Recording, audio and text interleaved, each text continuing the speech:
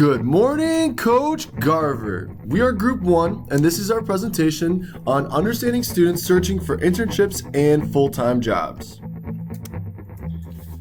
So the key takeaways that we came up with from our research are that the type of job is a major determinant factor for students when it comes to choosing a job or internship. Salary starting at $60K is the most preferred starting wage among students. Work atmosphere and room for advancement are the two most important attributes for students when choosing an internship or a full-time position.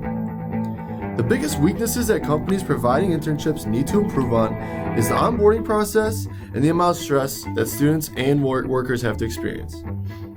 The biggest strengths that companies providing internships are their reputation, their culture fit, and the variety of work they provide for the new inbound students. And lastly, CMU needs significant improvement against its competitors because we are just not doing what our students need us and request of us to do. So what we're going to talk about today is we're going to touch on the introduction, we're going to talk about the objectives of our research, the research methods that we actually use to find our information, and the results of that information, as in who is the sample, the choice, the conjoint analysis, the choice, the max diff analysis, and retention, the CX surveys and the CX analysis that we conducted with this research. And then we're going to sum it all up in a summary at the end. The purpose of this presentation is to better understand CMU business students and what factors determine where these students apply and accept internships in full-time positions. If we understand the students, then we can make better decisions and better understand what factors influence these decisions. Now let's go out and use this data. So for choice objectives, this is going to be the overall preference of what our students choose when they're deciding in their internships and full-time positions. What attributes are most and least important, and of what level of performance is most important and least preferred. The next objectives we're going to talk about are the max diff objectives. And these max diff objectives, it's two different choice decisions, and it provides us with what is most and least important to the students. Max diff also provides us with a great variation between these attributes so we can better tell which have more and less value as well. And then we go into CX, which has three different categories, including performance, importance, and improvement. The first one we'll go over is performance objectives, which includes overall how are we performing compared relative to the competition. And then we move into importance, which is from a customer retention viewpoint.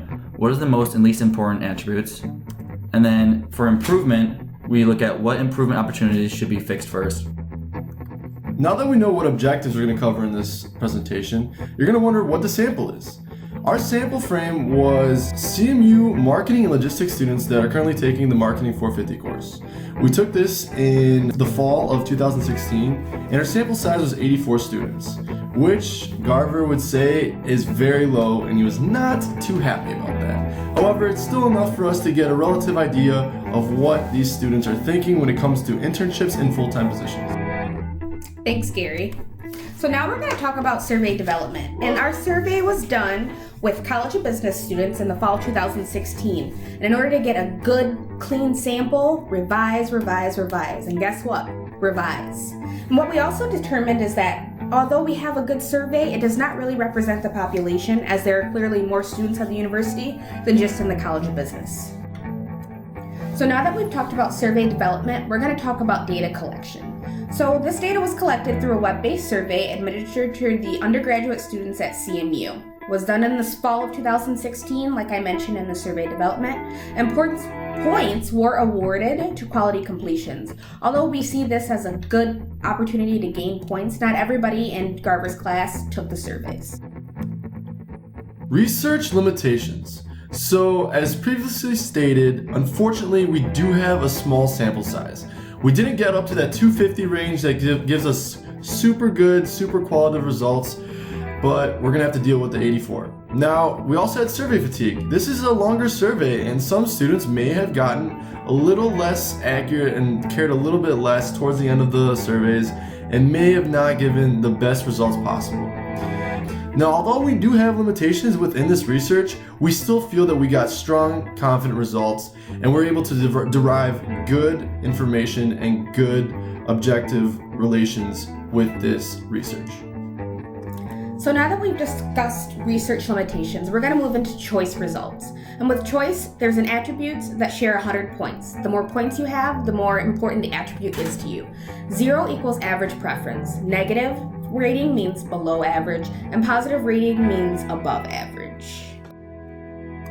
So the first attribute that we're going to look at is the type of job. This data was taken by the marketing major students, and as you can see, marketing office is the most preferred. Garver mentioned in lecture that many of us would probably start out in sales, even though this is the least preferred job to go in. So the next attribute that we're going to go into is location preference. And as you can see from the data, the suburbs is where everybody wants to be. So in a grand scheme of things, we want suburban marketing offices. Oh, the places you'll go, or you won't go in this case. Like I said before, we want suburbs. And by looking at this graph, nobody really wants to travel more than 1 hour away. So basically, air travel is the kiss of death. So the last attribute that we're going to look at is salary preference. Now when we're looking at the data, it seems like the most preferred was $60,000 and the least preferred being $40,000. So in the grand scheme of things, 60K is preferred and 40K might as well be minimum wage. So to wrap things up, the highest rated attribute is type of job, followed by starting salary. As you can see, the lowest rating is work environment, which is surprising to me, as work environment and culture is vital to the success of the employee. Now that we've finished with the conjoint analysis, we're going to go into MD. Now what MD is about, it's about attribute importance. Attributes share a 100-point scale. The more points an attribute receives, the better. Studying 2 situations, and this is going to be internship versus full-time positions, and what students think about when it comes to finding the job or the internship. So the first thing we see is the job importance for an internship. The top 3 things that students look into are atmosphere where to work, which is at 12.28, room for advancement, which is at 11.63, and culture to fit with personality, which is at 11.61. There's a significant drop-off, as you can see, between reputation and level of stress as well, and the points that are least important are size and dress code. So again, for internships, students find most important the atmosphere to work in and the environment, and least important the dress code. Now we're going into the importance of full-time jobs and how students feel about that as well. The number 1 factor that students see is obviously room for advancement, which comes in at 14.77 points. There's a significant drop-off to 12.01 when it comes to atmosphere of work environment as well, and you can see a gradual decline all the way down to dress code. Now, again, the most important attribute is room for advancement for full-time position, and the least important is the dress code. Now we're going to look at a comparison between internships and full-time attributes together, just to see a better picture of what people have views in between both of these attributes. Now, between both combined, number 1 and number 2 were again atmosphere for work environment and room for advancement. However, when you look at the room for advancement, you see a major drop off when it comes to full-time attributes and internship. It goes from 14.5 in full-time all the way down to 11.9 in internship. Then there's also another significant drop when it comes to work aligned with major.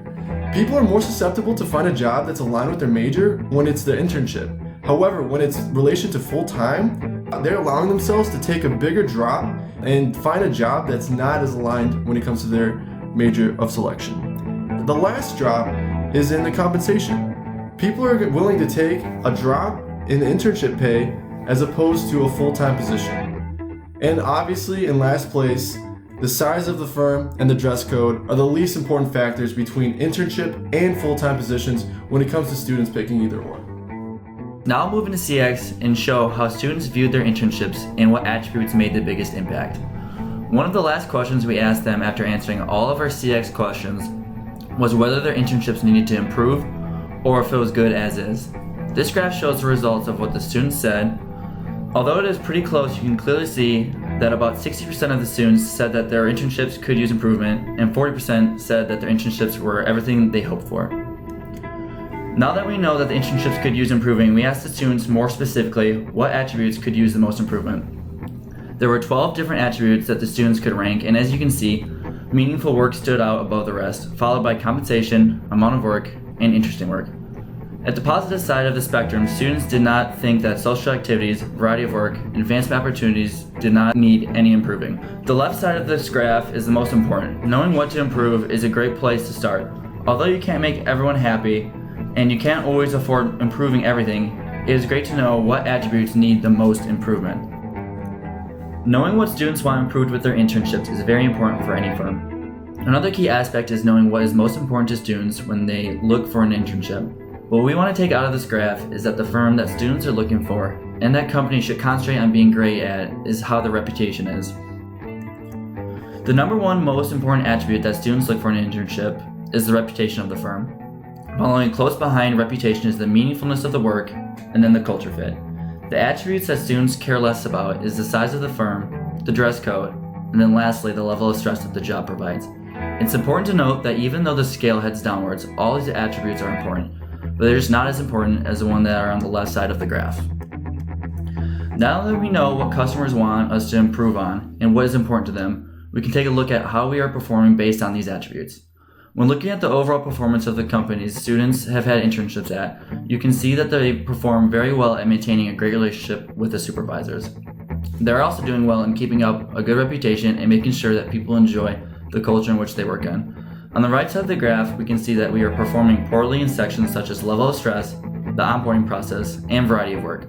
Although you do not want to perform poorly in any attributes, these attributes, however, looking back at the importance slide, were not very important to students. So if they are not performing well in these sections, it's not as much of a problem. For our next graph, you're going to have to know how to make a performance ratio, which I'll briefly describe. We took our performance score and divided it by our best competitors' performance scores for each attribute. If the scores end up being in between the numbers of 0.97 and 1.03, they are put into the zone of indifference. If the number is in the zone of indifference, it is basically saying that the two companies are pretty much tied. However, if the numbers go above 1.03, then they are considered to be a significant advantage. If they are below 0.97, it is considered a significant disadvantage.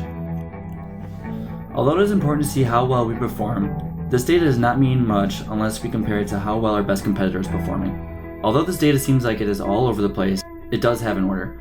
On the left side of the graph, you can see what attributes we have the biggest advantages in. Then on the right side, you can see what attributes we are losing in. So what we are beating our best competitors the most on. We are beating them in variety of work, reputation, culture fit, meaningful work, and also amount of work. And then this graph just reiterates once again how we are doing versus our best competitor. You can see that variety of work, reputation, culture fit are well above the zone of indifference, signifying that they have a significant advantage in these attributes. On the negative side of things, we can see that we are well below the zone of indifference on the onboarding process and on the level of stress, which means we have a significant disadvantage. Although this graph looks like it has a lot going on, there is a purpose to all the madness. This graph's main purpose is to find what we want to fix and what do we want to improve. The first thing we want to look at is if these attributes fall into the range of being in the major weakness and are also outside of the zone of indifference. As we can see, the two that are the farthest from the zone are the onboarding process and atmosphere. Then we take a peek at minor weaknesses and see that stress level is far from the zone of indifference, and so is dress code. When investing money into fixing attributes of your organization, you want to make sure that you are putting it into the attribute that means the most. If you only have enough money to invest into two attributes, they should go into atmosphere and the onboarding process. Although stress level and dress code is important, atmosphere and the onboarding process ranked much higher when it came to attribute importance. And you can see once again in our strengths category that company reputation, meaningful work, and culture fit are the attributes leading the pack. Moving into Net Promoter Score. For this section, you need to know some background knowledge again. To get the NPS score, we have to take the percent of promoters and subtract the percentage of detractors. The range of NPS scores go from negative 100 to 100. And you also have to know that it is not a mean or an average. From our studies, you can see that 46.9% of our participants were promoters, and that 31.2% of our participants were detractors. Now this graph shows Central student NPS scores compared to Harvard School of Business's NPS scores. It shows that if we want to be as good as Harvard, we have a lot of improvement to do. This image shows the NPS scores of Central Michigan's business school compared to their biggest competitor, which is Harvard. We got this data by asking students from Central's marketing majors how likely they were to recommend this job to a friend or colleague, and put it on a scale from 1 to 10, 10 being the best. We then took the percentage of all the 9 and 10 scores and subtracting the percentage of all the responses 6 and below to get a CMU Business School NPS score of 16%. Now that we have all the information, let's put it all together in the summary. We conducted a survey of Marketing 450 students and asked what attributes they look for in an internship and a full-time position. We then conduct an analysis with 3 research methods: choice modeling, max difference scaling, and customer experience. We use these methods to find the objectives of finding out how they made their choices, what choices would be for an internship in a full-time position, and what do we need to fix or improve. The most important attributes for students choosing both internships and full-time positions were atmosphere, room for advancement, and culture fit with personality. For marketing major students, the type of job most preferred was an office job, suburbs was the most preferred location to work in, 1 hour of travel was the most preferred time of travel, and the starting salary that was most preferred was $60,000 starting. Finally, we can conclude that CMU needs to improve in certain categories, but has an overall NPS score of 16%. We want to thank you for listening, and thank you again for an awesome semester. This is Team 1 signing off. Stay classy, Mount Pleasant.